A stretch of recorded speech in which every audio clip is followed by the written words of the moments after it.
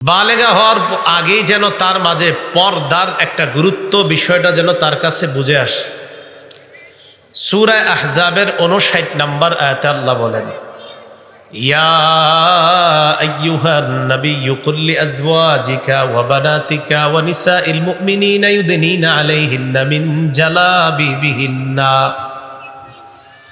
নবী আপনি বলেন, আপনার বিবিদেরকে বলেন, আপনার কন্যাদেরকে বলেন, মুমিনদের স্ত্রীদেরকে বলেন, তারা যেন তাদের জিলবাব চাদরের কিছু অংশ তারা যেন এইভাবে ফেলে দেয়। মুফাসসিরিনে কেরাম লেখছেন উপর থেকে এইভাবে চেহারার সামনে যেন তারা ফেলে দেয়। জিলবাবের ব্যাখ্যা আব্দুল্লাহ ইবনে আব্বাস রাদিয়াল্লাহু তাআলা আনহুমা বলেন, জিলবাব বলা হয় এক চোখ খোলা রেখে বাকি পুরা চেহারা ঢাকা, তাকে বলা হয় জিলবাব। জিলবাব দিয়ে শুধু এক চোখ খোলা রেখে পুরা চেহারা ঢাকা, এটাকে বলা হয় জিলবাব।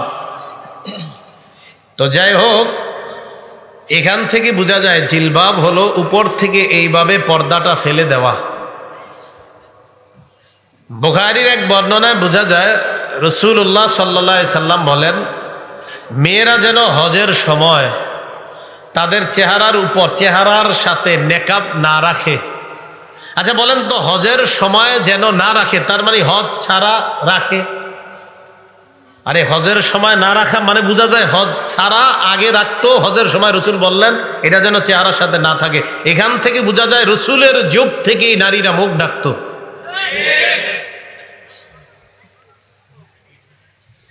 তো যাই হোক, আমাদের মা বোনদের এই উদ্দেশ্য কিন্তু এটা না যে হজের সময় মা বোনদের চেহারা অন্য পুরুষ দেখতে পারবে না, হজেও অন্য পুরুষ তার চেহারা দেখতে পারবে না। মেয়েদের জন্য হজে কিভাবে চেহারার উপর কাপড় রাখতে হবে সিস্টেম তো মাশাআল্লাহ এখন সুন্দর করে আছে। আম্মাজান আয়েশা সিদ্দিকা নিজে ব্যাখ্যা দিয়েছেন যে চেহারার সাথে কাপড় রাখা যাবে না, হজের অর্থ এই না যে যে কোনো পুরুষ আমাদেরকে দেখতে পারবে। আম্মাজান বলেন, হজের সফরে যখন নবীর সাথে আমরা থাকতাম, নবীর সাথে যখন হাঁটতাম, অন্য কোনো পুরুষ আসার আগে আমরা চেহারার উপর তাড়াতাড়ি কাপড় ফেলে দিতাম। তো এখান থেকে কি বোঝা যায়, আমার যার সাথে দেখা দেওয়া জায়েজ আছে তার সামনেই আমি চেহারা খোলা রাখতাম, যার সাথে দেখা দেওয়া জায়েজ নাই তাদেরকেও নবীর কাছে আসলে আমরা তাড়াতাড়ি চেহারার উপর কাপড় ফেলে দিতাম।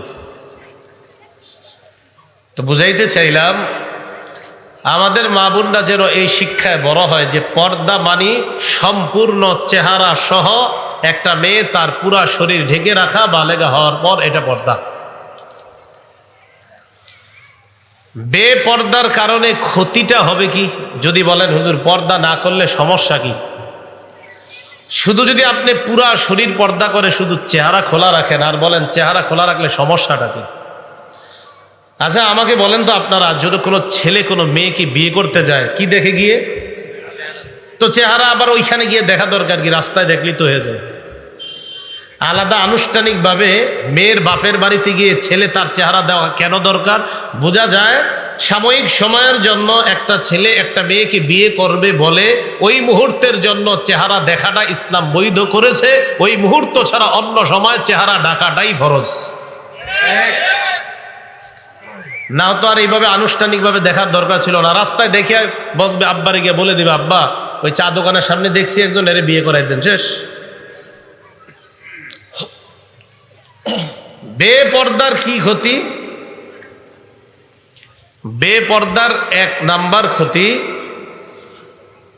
অবিবাহিত ছেলে মেয়ে তাদের মাঝে হারাম সম্পর্ক, আর বিবাহিত যদি কেউ হয় তো তাদের অন্য কারো সাথে কোনো হারাম সম্পর্ক হয়ে যেতে পারে, যেটাকে বাংলায় পরকিয়া বলা হয়। হারাম সম্পর্কে দরজা খুলে যায় বেপর্দার কারণে। বেপর্দার এক নাম্বার ক্ষতি, হারাম সম্পর্কের দরজা খুলে। তখন কি করে ছেলে মেয়ে যে বিয়ের আগে দুজন দুজনকে 5 বছর চেনা জানা করে নেই, তারপর বিয়ে করব। এটা কি হালাল না হারাম? হারাম। একটা ছেলে এবং একটা মেয়ে কাছাকাছি আসবে, তাদের মাঝে সম্পর্কের একমাত্র পবিত্র বিধানের নাম বিয়ে করা। বলেন সবাই, কি করা? বিয়ে করা। সহিহ বুখারীর 5063 নম্বর হাদিসের বর্ণনা, عن أنس بن مالك رضي الله تعالى عنه قال جاء ثلاثة رهط إلى بيوت أزواج النبي صلى الله عليه وسلم يسألون عن عبادة النبي صلى الله عليه وسلم নবীজির বিবিদের ঘরের সামনে তিন ব্যক্তি আসছে নবীজির ইবাদত সম্পর্কে জানার জন্য। হাদিসটা মন দিয়ে বুঝবেন। কয় ব্যক্তি? তিন ব্যক্তি আসছে নবীজির ইবাদত সম্পর্কে জানার জন্য। ফালাম্মা উখবিরু কান্নাহুম তাকাদলুহা, যখন এই তিন ব্যক্তিকে নবীজির ইবাদতের ব্যাপারে জানানো হলো, এই তিন ব্যক্তির কাছে নবীর ইবাদত কম মনে হলো। কি মনে হলো? কম। তাদের ধারণা নবীজি সারাক্ষণ ঘরে নফল পড়ে, তাদের ধারণা নবীজি সারাক্ষণ তাহাজ্জুদ পড়ে, নবীজি বিবিদের কাছেই যায় না, এটা ছিল তাদের ধারণা। ফাকালু আইনা নাহনু মিনান নবী সাল্লাল্লাহু আলাইহি ওয়াসাল্লাম ওয়া ক্বাদ গফারাল্লাহু লাহু মা তাকদ্দামা মিন যামবিহি ওয়া মা তাআখার। তারা তিনজন বললেন, কোথায় আমরা, কোথায় আল্লাহ নবী? তার আগে কোনো গুনাহ নাই, পরে কোনো গুনাহ নাই। যদিও থাকতো, যদি থাকতো, নাই যদি থাকতো, আল্লাহ অগ্রিম সব মাফ করে দিছেন। নবীজির এত ইবাদতের দরকার নাই, এটা তাদের বক্তব্য। ফাকালা আহাদুহুম আম্মা আনা ফাইন্নী উসাল্লিল লাইলা আবাদা ওয়ালা আরকুদু। তাদের একজন বললেন, আমি সারা রাত নামাজ পড়বো, আমি ঘুমাবো না। সারা রাত নামাজ পড়বে, ঘুমাবে না। ওয়াকালা আখার ইন্নী আসুমুদ দাহরা ওয়ালা উফতিরু, আমি সারা জীবন রোজা রাখবো, আমি কখনো রোজা ছাড়বো না।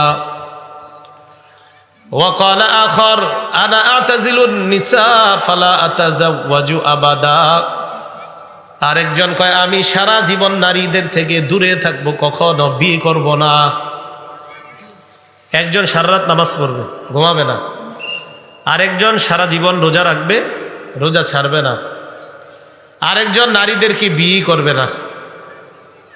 ফাজা রাসূলুল্লাহ সাল্লাল্লাহু আলাইহি ওয়াসাল্লাম ইলাইহিম, নবীজি তাদের কাছে আসলেন। আসার পর বললেন, আনতুমুল্লাযীনা কুলতুম কাযা ওয়া কাযা, তোমরাই তারা যারা এমন এমন বলেছো। একজনে সারা রাত নামাজ পড়বা, আরেকজন সারা জীবন রোজা রাখবা, আরেকজন বিয়ে করব না, তোমরা তারা না? নবীজি বললেন, ওয়াল্লাহি ইন্নী লাআখশাকুম লিল্লাহ, শোনো তোমরা, আল্লাহর কসম, এই পৃথিবীর মধ্যে আমি নবী আল্লাহকে সবচেয়ে বেশি ভয় পাই। আমি আল্লাহরে সবচেয়ে বেশি ভয় পাই, আমি আল্লাহকে সবচেয়ে বেশি ভয় পাই। উসল্লি ওয়া আরকুদু, আমি আল্লাহকে বেশি ভয় পাই। এই আমিও রাতের বেলা নামাজ পড়ি, আবার আমি ঘুমাই। আমি আল্লাহকে সবচেয়ে বেশি ভয় পাওয়া সত্ত্বেও আমি সারা রাত নামাজ পড়ি, এমন না, নামাজও পড়ি আবার ঘুমাই। শরীরের হক আদায় করি, আল্লাহর হক আদায় করি। আমি সবচেয়ে বেশি আল্লাহকে ভয় পাই। আসুমু ওয়া উফতিরু, আমি রোজা রাখি, আবার মাঝে মাঝে রোজা রাখি না। সোমবারে রাখি, বৃহস্পতিবার রাখি, মাঝখানের দিনগুলা রাখি না। আমি আল্লাহকে সবচেয়ে বেশি ভয় পাই। আনা আতাজাওয়াজুন নিসা, আমি নারীদেরকে বিয়ে করি। নবী কি বুঝাইতে চায়? আমি আল্লাহরে ভয় করা সত্ত্বেও আমি সারা রাত নামাজ পড়ি, এমন না।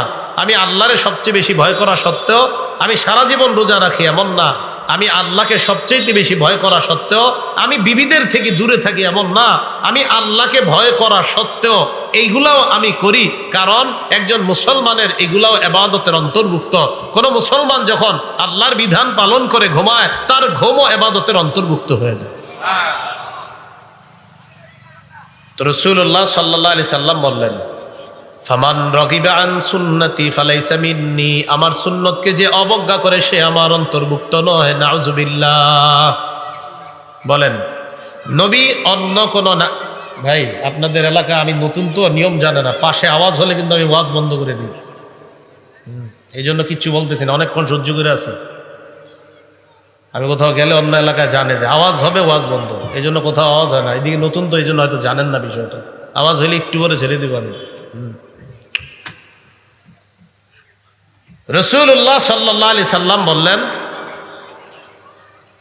যে আমি আল্লাহকে সবচেয়ে বেশি ভয় পাই, আমি বিয়ে করি, যে আমার সুন্নতকে অবজ্ঞা করে সে আমার অন্তর্ভুক্ত নয়।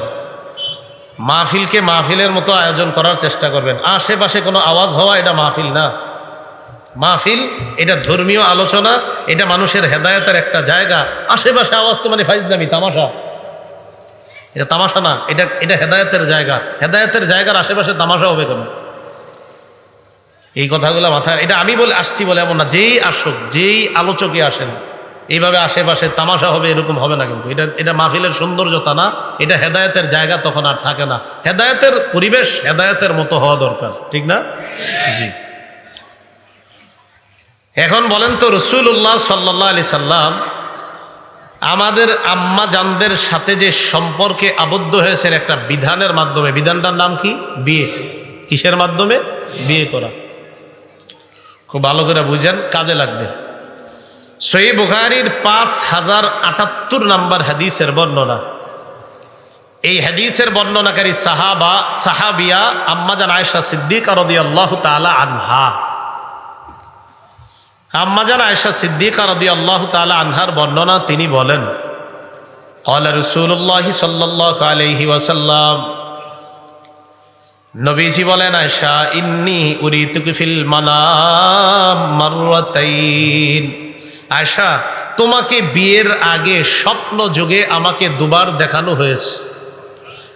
আমি তোমাকে বিয়ের আগে স্বপ্নে দুবার দেখছি। আমি দেখলাম ফাইদা রাজুলুন ইয়াহমিলুকি ফি সারাকাতি হারির, আমি দেখলাম এক ব্যক্তি তোমাকে রেশমের কাপড়ে জড়িয়ে কোথায় যেন নিয়ে যায়। ফায়াকুলু হাদিহি ইমরাআতুক, আমাকে বললেন এই রেশমের কাপড়ের মধ্যে যে আছে এটাই আপনার বিবি। তো রেশমের কাপড় দিয়ে পেঁচানো, দেখতেছি না।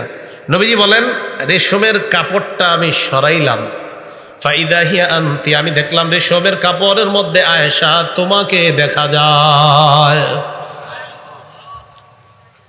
নবী বলেন, ফাকুলু ইয়াকুন হাদা মিনাল্লাহ ইউমজিহ, আমি মনে মনে বললাম এই স্বপ্ন যদি আল্লাহর পক্ষ থেকে হয়, অচিরেই আল্লাহ বাস্তবায়ন ঘটাবেন, মানে তোমাকে আমার বিবি বানায়া দিবেন।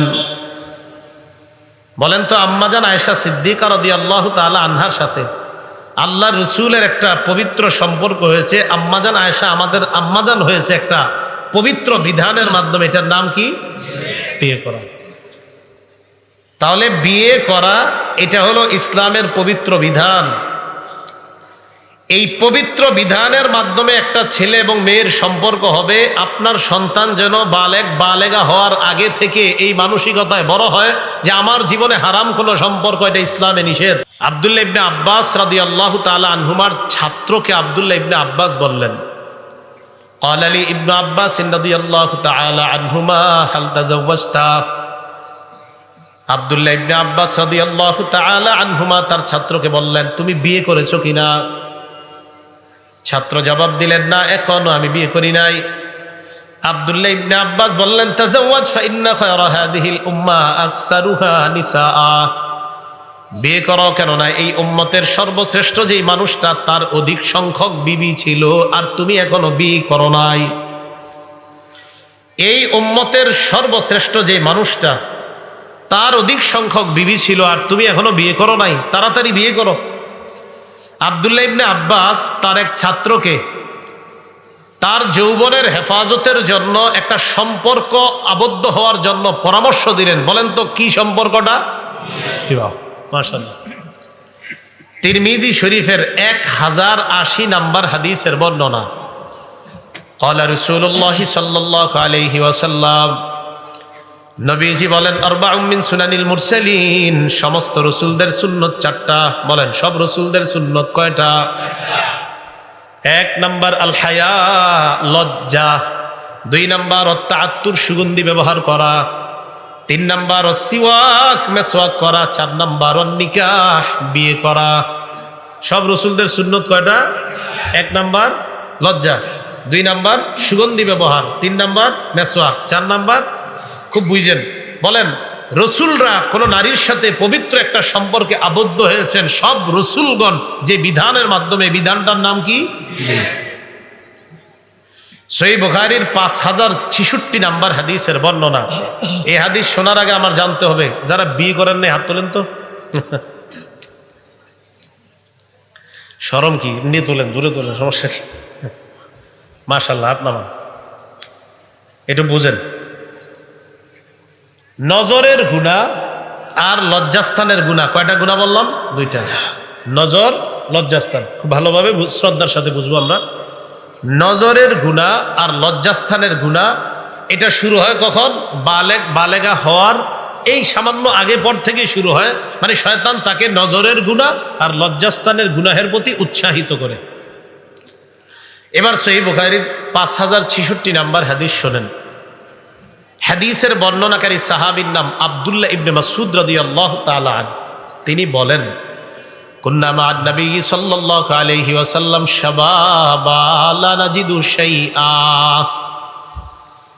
আব্দুল্লাহ ইবনে মাসউদ রাদিয়াল্লাহু তাআলা আনহু বলেন, আমরা আল্লাহ নবীর সাথে একদল যুবক ছিলাম, অবিবাহিত সবাই। বলেন তো সবাই জোরে, কি সবাই? একদল যুবক অবিবাহিত। লা নাজিদু শাইআ, এক অবিবাহিত, দুই আমগো টাকা পয়সা নেই।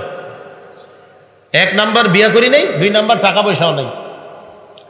বিয়ে করতে টাকা লাগে কিনা? লাগে। ফাকালা লানা রাসূলুল্লাহ সাল্লাল্লাহু আলাইহি ওয়াসাল্লাম, নবীজি বললেন, ইয়া মাশারাশ শাবাব, হে যুবকরা, মান ইসতাতাআল বাআতা ফালইয়াতাযাওয়াজ। কোন বর্ণনায় মান ইসতাতাআ মিনকুমুল বাআ, তোমাদের মধ্যে যারা বিয়ে করার সামর্থ্য রাখো, বিবিকে ভরণ পোষণ দেওয়ার সামর্থ্য রাখো, ফালইয়াতাযাওয়াজ, সে যেন বিয়ে করে। ফাইন্নাহু আগাদ্দু লিল বাসার, বিয়ের এক নাম্বার উপকার নজর নিচে রাখে, নজর অবদমিত থাকে, নজরের গুনাহ থেকে হেফাজত থাকা যায়। দুই নাম্বার আহসানুল লিল ফারজ, লজ্জাস্থান হেফাজতে সহায়ক হয়ে যায়। হাদিসের মাধ্যমে বুঝতে পারলাম আল্লাহর নবী বলেন, যাদের নজরের গুনাহ হয়, লজ্জাস্থানের গুনাহ হয়, তাদের বিয়ের সামর্থ্য থাকলে যেন বিয়ে করে নেয়, কারণ বিয়ে নজরের গুনাহ আর লজ্জাস্থানের গুনাহ থেকে হেফাজত করে। তাহলে বলেন, নজরের গুনাহ আর লজ্জাস্থানের গুনাহ থেকে বাঁচার উপায় বলেন বিয়ে। বলেন বাঁচার উপায়। এখন বলেন, যাদের সামর্থ্য নাই, আছে না এরকম যাদের সামর্থ্য নাই? নবী বলেন, ওয়ামাল্লাম ইস্তাতি ফালাইহি বিসসাওম, যাদের সামর্থ্য নাই তারা রোজা রাখবে। বলেন, যাদের সামর্থ্য নাই তারা কি রাখবে? তাহলে সামর্থ্য থাকলে বিয়ে করবে, সামর্থ্য না থাকলে রোজা রাখবে। তাহলে সামর্থ্য থাকলে বিয়ে, সামর্থ্য না থাকলে রোজা। বলেন তো সবাই আমার সাথে, সামর্থ্য থাকলে, না থাকলে গুনাহ করা যাবে না। কি করা যাবে না?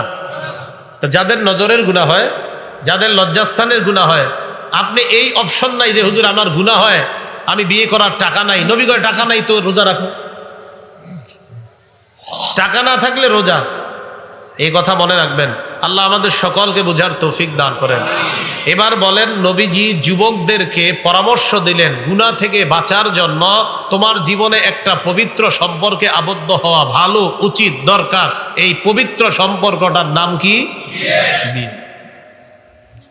তো বুঝাইতে চাইলাম, পর্দাহীনতার এক নাম্বার খারাপ দিক হলো ছেলে মেয়ে উভয়ের প্রতি পবিত্র একটা বিধান যে বিয়ে, এইটা ছাড়াও উভয়ের প্রতি হারাম সম্পর্কে জড়িয়ে পড়ার ঘটনা আমাদের এই নোয়াখালীতে না থাকলেও বাংলাদেশে আছে। কি বলেন? সোনাগাজীতে না থাকলেও বাংলাদেশে আছে, এদিকে না থাকতে পারে। এই হলো এক নাম্বার ক্ষতি। দুই নাম্বার ক্ষতি পর্দাহীনতার, নারী পুরুষের অবাধ মেলামেশার দরজা খুলে যায় পর্দাহীনতার কারণে। কি বললাম? নারী পুরুষের অবাধ মেলামেশার দরজা খুলে যায়, অবাধে মেলামেশা করার সুযোগ হয়ে যায়, রাস্তা খুলে যায়। সহিহ বুখারীর বর্ণনা 5232 নম্বর হাদিসের বর্ণনা। ক্বালা রাসূলুল্লাহ সাল্লাল্লাহু আলাইহি ওয়াসাল্লাম, নবীজি বলেন, ইয়াকুম আদ-দুখুল আলান নিসা, তোমরা নারীদের থেকে গমন করা থেকে, তোমরা নারীদের কাছে গমন করা থেকে তোমরা বাঁচো। ফাকাল রাজুলুম মিনাল আনসার, এক আনসারী দাঁড়িয়ে বললেন, ইয়া রাসূলুল্লাহ আফারাআইতাল হামওয়া, দেবরের ব্যাপারে আপনি কি বলবেন? আল্লাহ রসুল বললেন আল হাম্মু আল মাউত, দেবর হলো মৃত্যু। বলেন দেবর মৃত্যু, বলেন সবাই। দেবর চিনেননি? স্বামীর ছোট ভাই যার বয়স 25, স্বামীর 25 বছরের ছোট ভাই ভাবিরে ফোন দিয়ে বলে ডাক্তারের কাছে যাও, কাকে নিয়ে যাবো? আপনি আসেন তারপর যাই। তোমার ছোট ভাইরে নিয়ে যাও। ছোট ভাই মানে দেবর, দেবরের বয়স 25, এটা কি ছোট ভাই? রাসূলুল্লাহ সাল্লাল্লাহু আলাইহি সাল্লাম বললেন দেবর মৃত্যু। আপনি মানেন আর না মানেন, এখানে আপনার বেশি যাতায়াত যদি হয়, দেবরের সাথে সাক্ষাৎ বেশি হয়, তার মানে আপনি মরণের মধ্যে পা দিচ্ছেন ভাবিরা। এটা রাসূল, আপনি ঠিক বললেও ঠিক, না বললেও